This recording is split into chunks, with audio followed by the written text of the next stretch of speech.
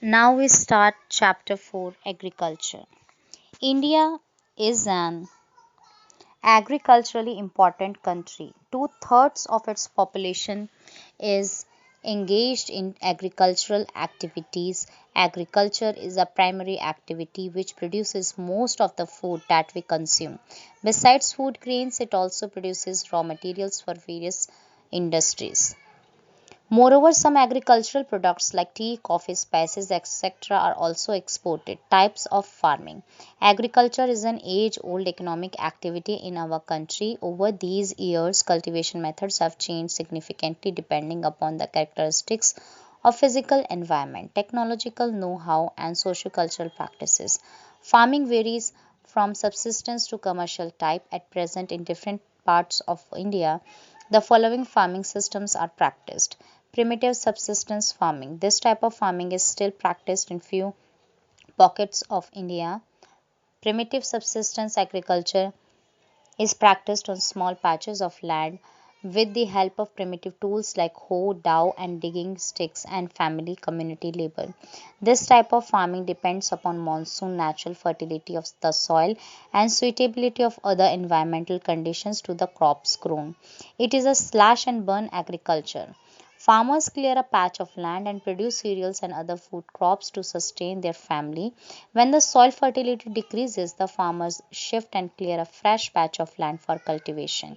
This type of shifting allows nature to replenish the fertility of the soil through natural processes. Land productivity in this type of agriculture is low as the farmer does not use fertilizers or other modern inputs.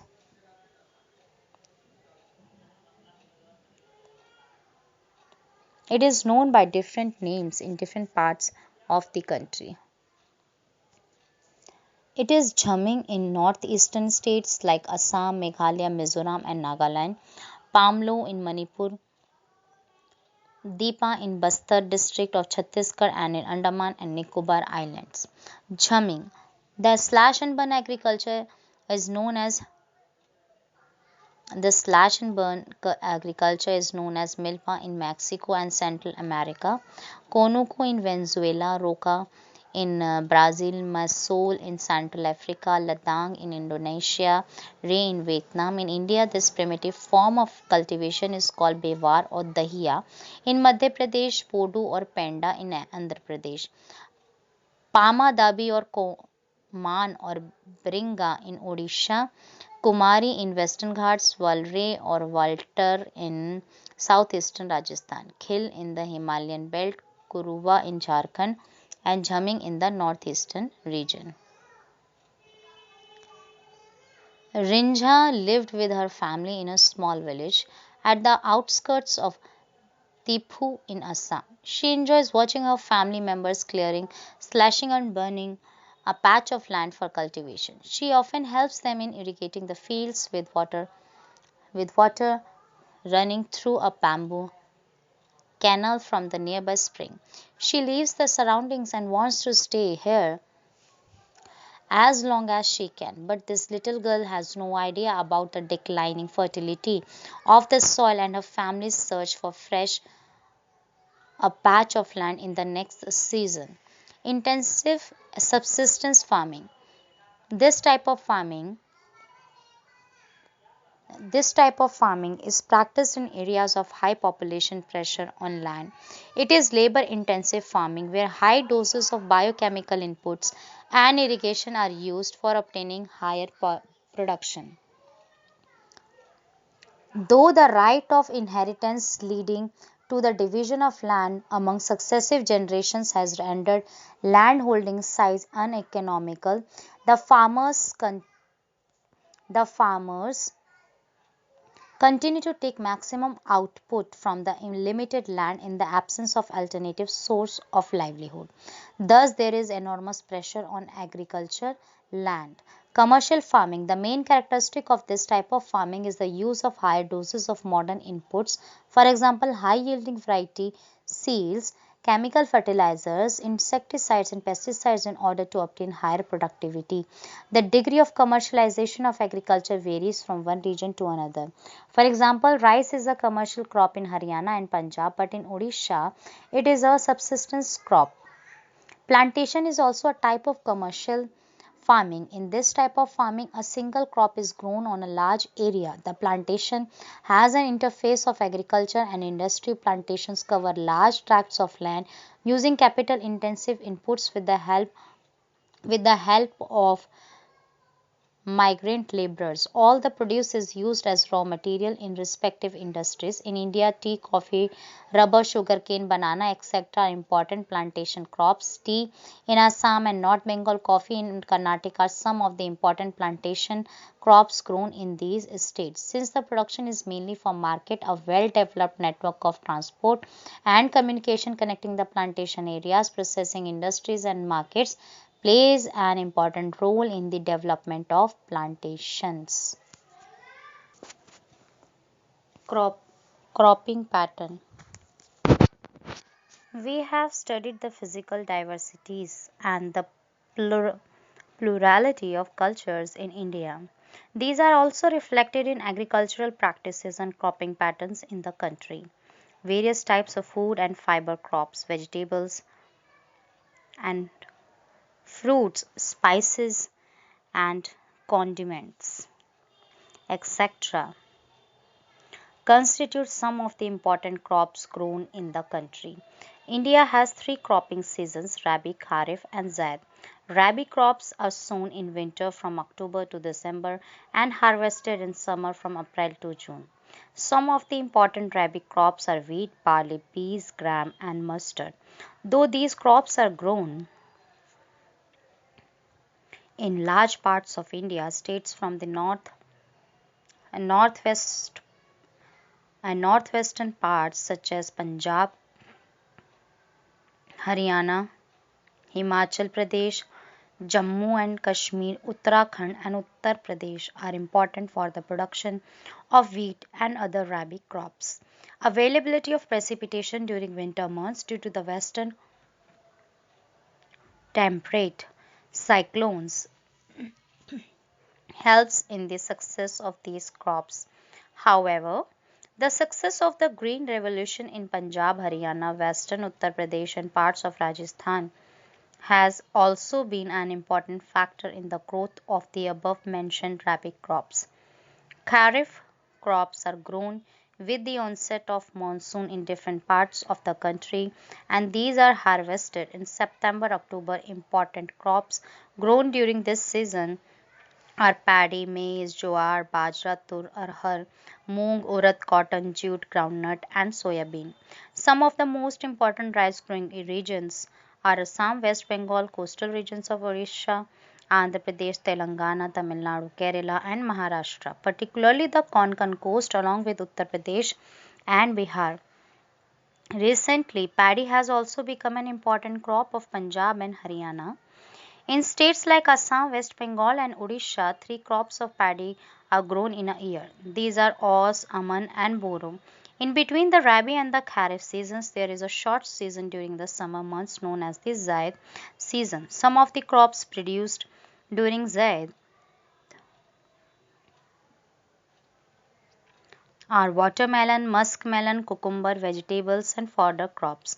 Sugarcane takes almost a year to grow.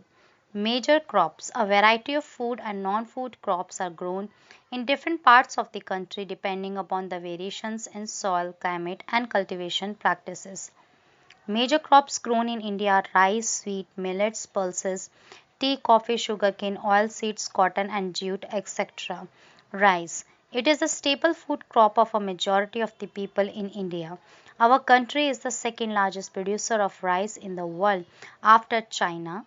It is a kharif crop which requires high temperature above 25 degrees Celsius and high humidity with annual rainfall above 100 centimeter. In the areas of less rainfall, it grows with the help of irrigation.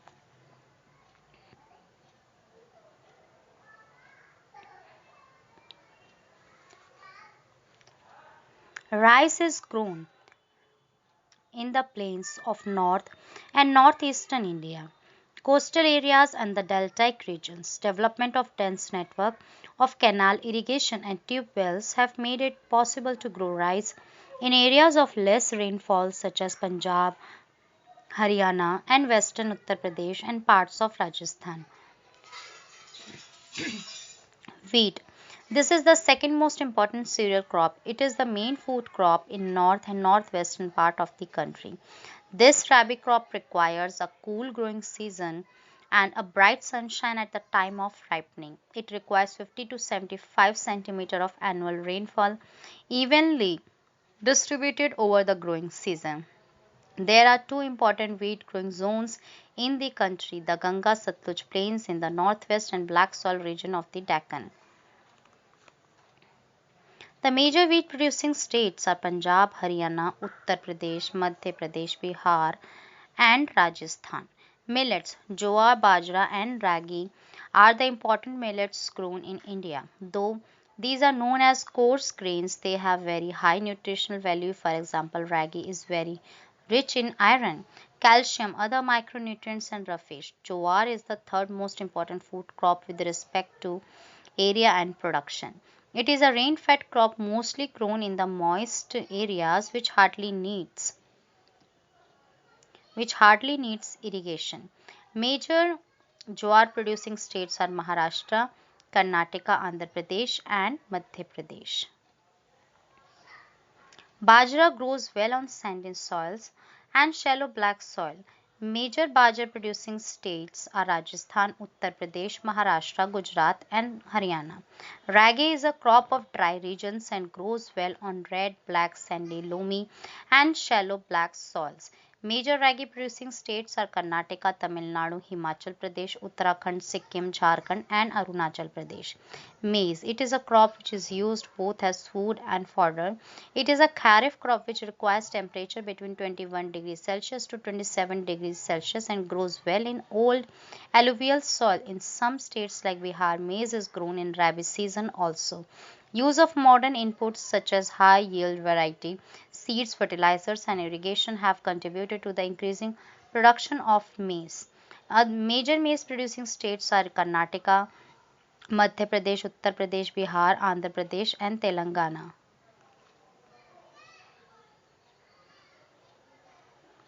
Pulses. India is the largest producer as well as the consumer of pulses in the world. These are the major source of protein in a vegetarian diet. Major pulses that are grown in India are tur, arhar, urad, moong, masoor, peas, and gram. Pulses need less moisture and survive even in dry conditions. Being leguminous crops, all these crops except arhar help in restoring soil fertility by fixing nitrogen from the air. Therefore, these are mostly grown in rotation with other crops. Major pulse producing states in India are Madhya Pradesh, Rajasthan, Maharashtra, Uttar Pradesh, and Karnataka. Food crops other than grains. Sugarcane. It is a tropical as well as a subtropical crop. It grows well in hot and humid climate with a temperature of 21 degrees Celsius to 27 degrees Celsius and an annual rainfall between 75 centimeter and 100 centimeter. Irrigation is required in the regions of low rainfall. It can be grown on a variety of soils and needs manual labor from sowing to harvesting. India is the second largest producer of sugarcane only after Brazil. It is the main source of sugar, gur, jaggery, khandasari, and molasses. The major sugarcane producing states are Uttar Pradesh, Maharashtra, Karnataka, Tamil Nadu, Andhra Pradesh, Telangana, Bihar, Punjab, and Haryana. Oilseeds. In 2018, India was the second largest producer of groundnut in the world after China. In rapeseed production, India was third largest producer in the world after Canada and China in 2018. Different oil seeds are grown covering approximately 12% of the total cropped area of the country. Main oilseeds produced in India are groundnut, mustard, coconut, sesame, til, soybean, castor seeds, cotton seeds, linseed, and sunflower. Most of these are edible and used as cooking mediums. However, some of these are also used as raw material in the production of soap, cosmetics, and ointments. Groundnut is a kharif crop and accounts for about half of the major oilseeds produced in the country.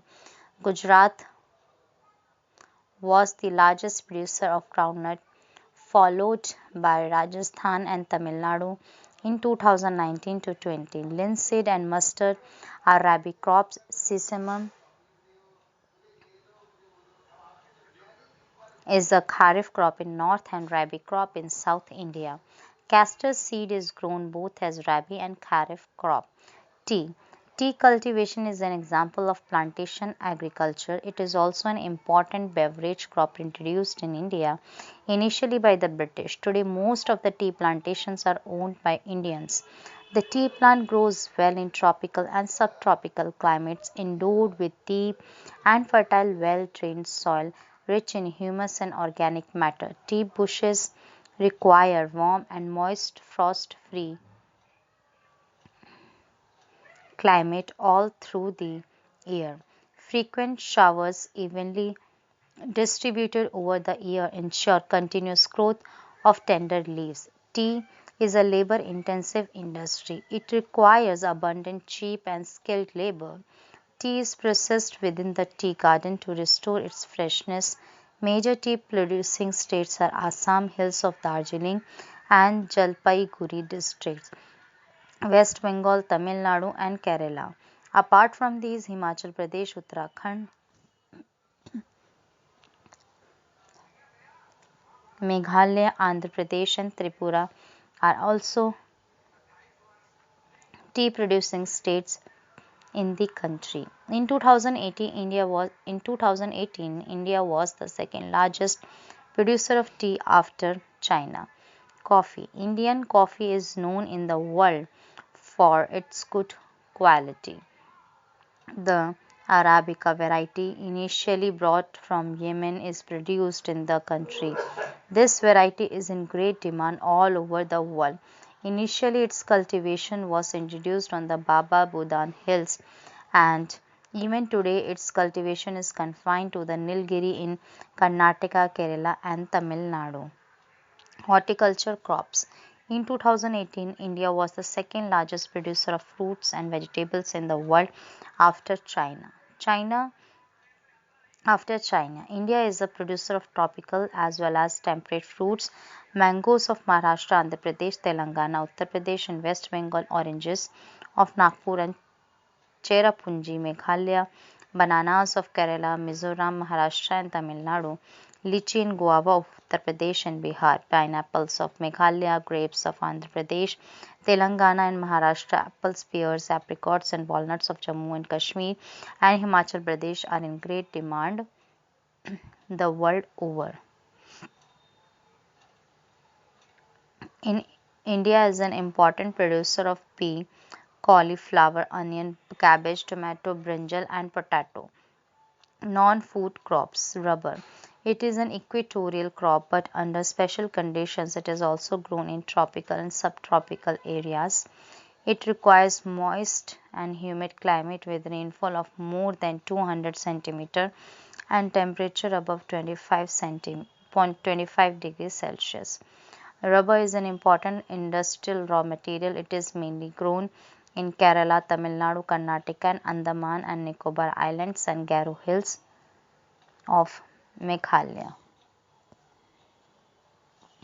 Fiber crops. Cotton, jute, hemp, and natural silk are the four major fiber crops grown in India. The first three are derived from the crops grown in the soil. The latter is obtained from cocoons of the silkworms fed on green leaves, especially mulberry. Rearing of silkworms for the production of silk fiber is known as sericulture. Cotton. India is believed to be the original home of the cotton plant. Cotton is one of the main raw materials for cotton textile industry. In 2017, India was second largest producer of cotton after China. Cotton grows well in drier parts of the black cotton soil of the Deccan Plateau. It requires high temperature, light rainfall or irrigation, 210 frost-free days and bright sunshine for its growth.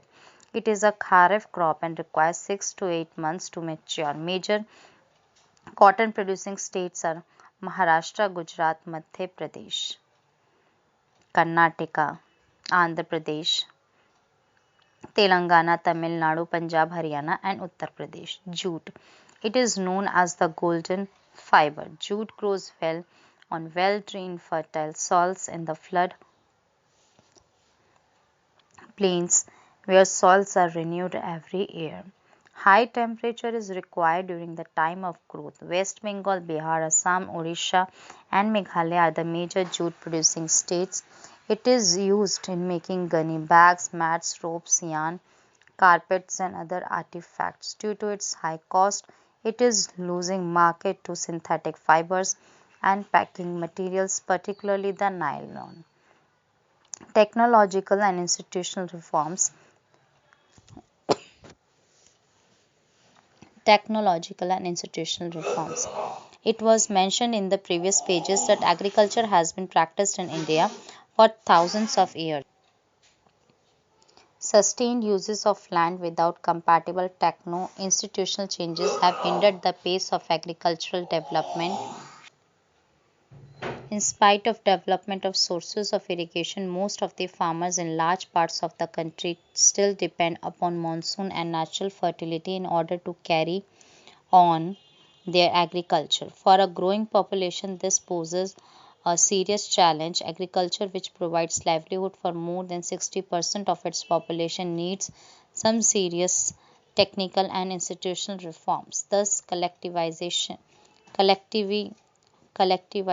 consolidation of holdings, cooperation and abolition of zamindari, etc. were given priority to bring about institutional reforms in the country after independence.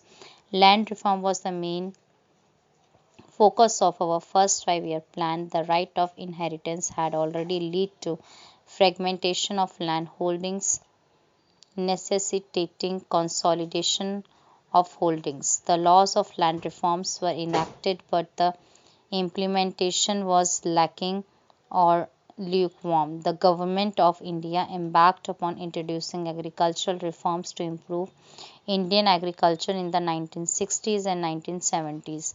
The Green Revolution, based on the use of package technology, and the White Revolution, Operation Flood, were some of the strategies initiated to improve the lot of Indian agriculture. But this too led to the concentration of development in few selected areas.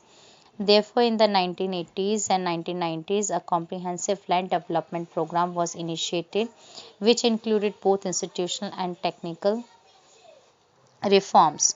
Provision for crop insurance against drought, flood, cyclone, fire, and disease, establishment of Grameen banks, cooperative societies, and banks for providing loan facilities to the farmers at lower rates of interest were some important steps in this direction.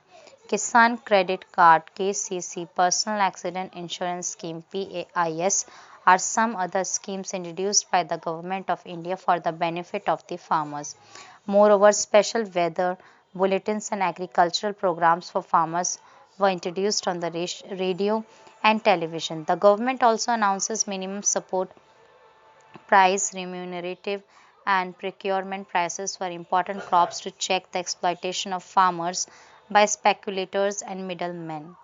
Bhudan Gram Dan. Mahatma Gandhi declared Vinoba Bhave as his spiritual heir. He also participated in Satyagraha as one of the foremost satyagrahis. He was one of the votaries of Gandhi's concept of Gram Swarajya. After Gandhiji's martyrdom, Vinoba Bhave undertook Padayatra to spread Gandhiji's message, covered almost the entire country.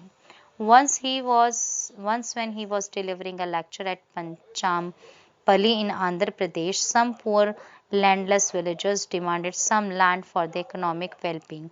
Vinoba Bhave could not promise it to them immediately but assured them to talk to the government of India regarding provision of land for them if they undertook cooperative farming. Suddenly, Sri Ramchandra Reddy stood up and offered 80 acres of land to be distributed among 80 landless villagers. This act was known as Bhudan. Later, he traveled and introduced his ideas widely all over India. Some zamindars, owners of many villages, offered to distribute some villages among the landless. It was known as Gramdan. However, many landowners chose to provide some part of their land to the poor farmers due to the fear of land ceiling act. This Bhudan Gramdan movement initiated by Vinoba Bhave is also known as the bloodless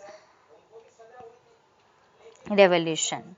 Contribution of agriculture to the national economy, employment and output. Agriculture has been the backbone of the Indian economy, though its share in the gross domestic product GDP has registered a declining trend from 1951 onwards. According to Census of India 2011, about 54.6% of the total workforce was engaged in agriculture and allied sector activities, which makes more than half of the Indian population dependent on agriculture for sustenance.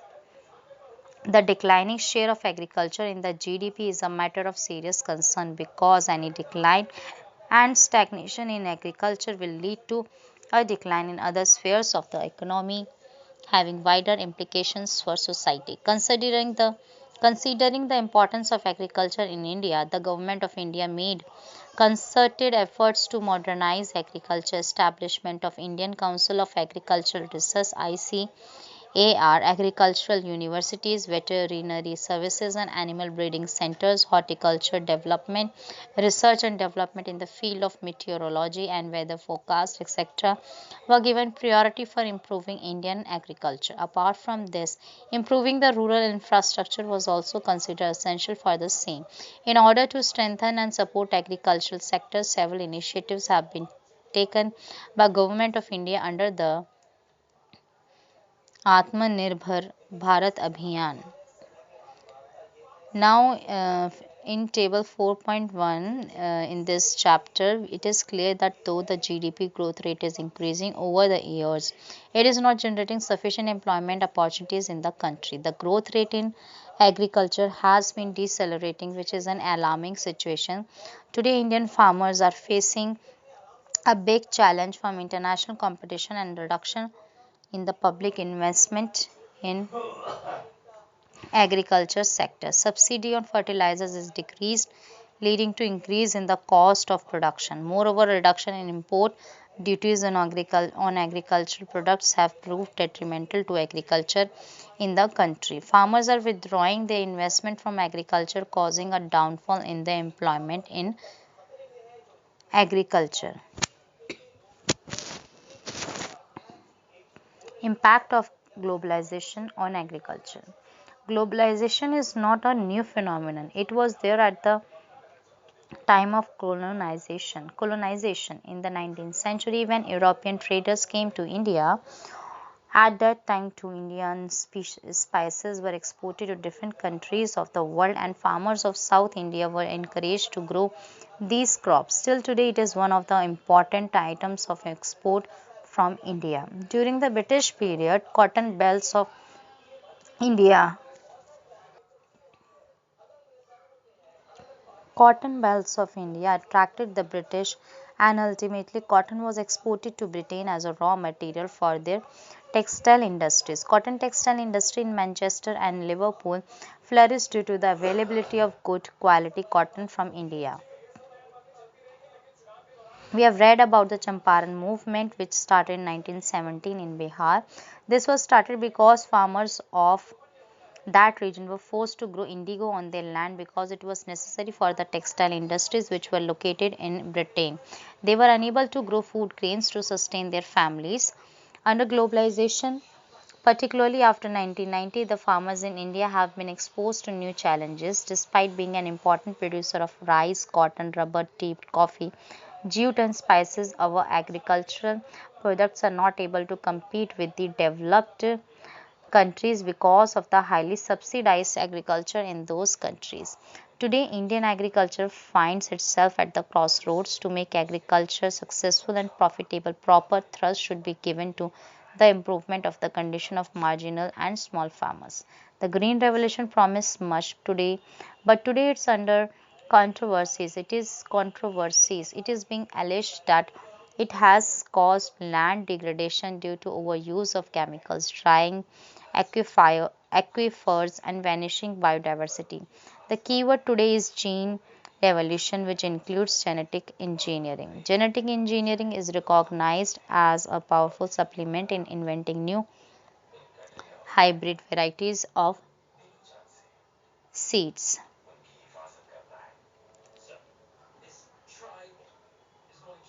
In fact, organic farming is much in vogue today because it is practiced without factory made chemicals such as fertilizers and pesticides. Hence, it does not affect environment in a negative manner.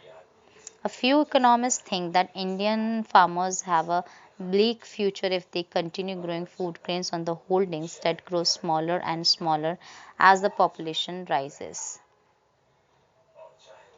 India's rural population is about 833 million 2011, which depends upon 250 million approximate hectares of agricultural land, an average of less than half a hectare per person. Indian farmers should diversify their cropping pattern from cereals to high value crops. This will increase incomes and reduce environmental degradation simultaneously because fruits, medicinal herbs, flowers, vegetables, biodiesel crops like Jatropha, Jatropha and Jojoba need much less irrigation than rice or sugarcane. India's diverse climate, which can be harnessed to grow a wide range of high value crops. Change in cropping pattern, for example, from cereals to high value crops, will mean that India will have to import food. During 1960s, this would have been seen as a disaster. But if India imports cereals while exporting high value commodities, it will be following successful economies like Italy, Israel, and Chile. These countries exports farm products, fruits, olives, specialty seeds, and wine, and import cereals. Thank you.